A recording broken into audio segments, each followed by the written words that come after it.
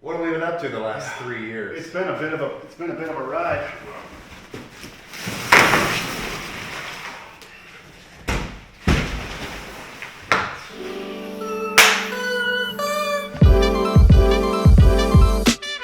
Hi, I'm Kevin D. I'm the head of design at EVERGOODS, and I just wanted to take a minute to walk you through our new back panel construction with a focus on breathability and durability. When we launched the brand, we always kind of wanted a more breathable back panel, but to be honest, a lot of the sort of common off-the-shelf solutions that you see in the marketplace, they did not live up to our durability standards. It's really common to just see sort of a standard spacer mesh. This is a knit that has sort of a lot of like height in it, and it gives it a little space. You see this in back panels all over the place. I think they look nice when they're brand new. Honestly though, over the long haul, they start to abrade and pill and just generally don't look very nice. We couldn't do that. We launched the brand with a more standard construction, just using materials on hand, and just told ourselves that we would figure it out as we went. We've been working on this for like 3 years, which might sound like a long time, but it's been gnarly. And anyway, I'm really pleased with the solution that we've come up with. One of the primary factors for sort of comfort in hot weather is breathability or air permeability. This refers to the resistance of air passing through a material. There are actually instruments, lab instruments that you can get. You can put fabric on through a little hole and it blows air and it measures the amount of resistance. We worked closely with a lab and tested many different materials and also material combinations during our back panel development.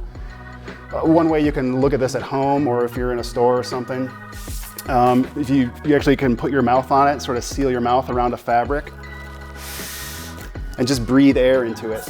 And the easier that flow is, the less resistance there is and the more breathable that textile or material is.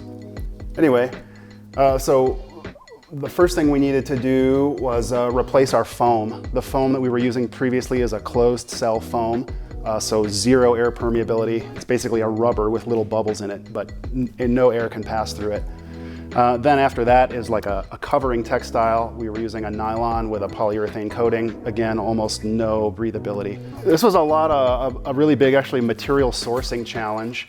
I went to a lot of shows. I did email and FaceTime with a lot of vendors. We sampled in-house and tested and evaluated a lot of different materials, trying to find the right combination of things. And what you can see in front of you, actually these are all samples that we built in-house for testing over the past 3 years. I became familiar with a process at Patagonia. They've just called it half and half. It's when you make a field test item and there's 2 items that you want to test, you actually take the pattern and split it down the middle so that your pattern possesses, everything's controlled except for the 2 materials that you want to benchmark against each other. What's critical about this process is that, again, it controls all the variables. It's the same person on the same day, same weather, same bike rides, same everything. So we made a lot of these half and halves. I would go on bike rides. Jack took them for mountain bike rides. We'd do hikes in these things. And then we would wear like a plain colored t-shirt. And then sort of at intervals, we'd take the t-shirt off and I would just like photograph it, and you could see a line. A lot of times you could see a line down the middle, and one side would be sweatier and one side would be less sweatier. So we'd record all this information. So in addition to the lab testing of the materials, we did a lot of half and half field testing. So the package it's basically, this is just a test item. These aren't the final materials, but it's the same concept. It's basically a spacer mesh. It's about 1 centimeter thick, and it's got pretty good like compression resistance. So we use this as a replacement for foam. You can see right through it. It's highly air permeable. This material is going to be like really abrasive against your back and your clothing, so this alone was not enough.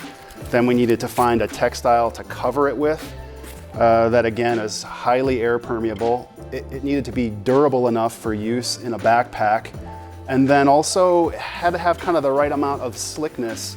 You know, we didn't want to be too rough and be uncomfortable on the neck or tear up your sweater or something. So it had to be kind of svelte but also durable, and this was really challenging. What we ended up with for a surface textile is a 50 denier monofilament. Monofilament just means that the yarns are not twisted together of multiple fibers. It's like a single plastic extrusion, almost like a tiny fishing line. So that allows this weave to have quite a bit of space in it for air passage, but also because it's just a single bar of plastic, it's like really compact and durable and not prone to sort of picking or a thorn picking it up or getting scuffed by a thing. It's quite durable. So that turned out to be a good combination for us. Another hurdle which I hadn't anticipated was actually the sourcing. Like this spacer mesh, for example, because of the structure and stoutness of this as a material, cannot be dyed after the fact. Most textiles, they can weave them and then run them through dye baths, and once the thing is woven, you can dye it to any color that you want. This is so thick that the machinery to do that dyeing process just can't handle this type of material. So the yarns have to be woven in advance, or the yarns have to be dyed in advance of this material being knit.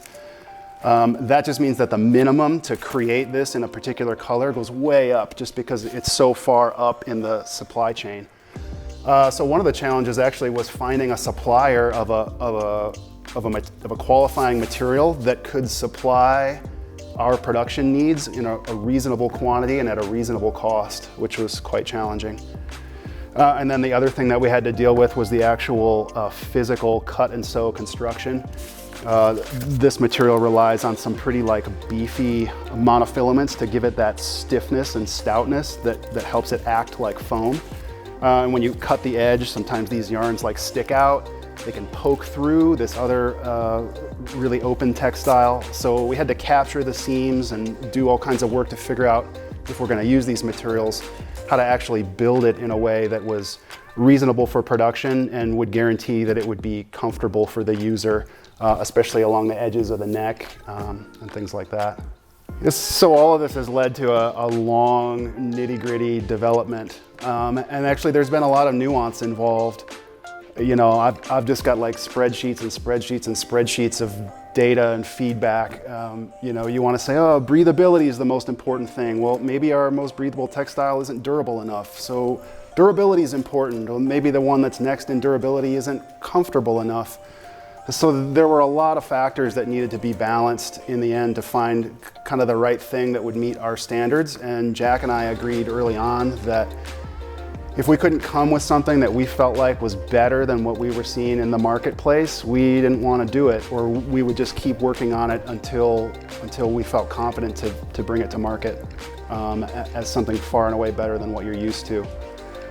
And I think we've done it. I'm really proud of the work that we've done here. And I mean, I've wanted to give up on this many times. It's just been arduous, but I would do it again if we will do it again. Yeah. So getting all of these concerns to finally mesh at the end, the final 5% of that effort of this project was really the bulk of the work and was the crux of the whole thing. But I'm proud of the work that we've done. I think we're delivering something that's better than what you're getting in the marketplace right now. This is the back panel in its final production form. And Jack and I are really proud of this work, and we hope that you enjoy it too.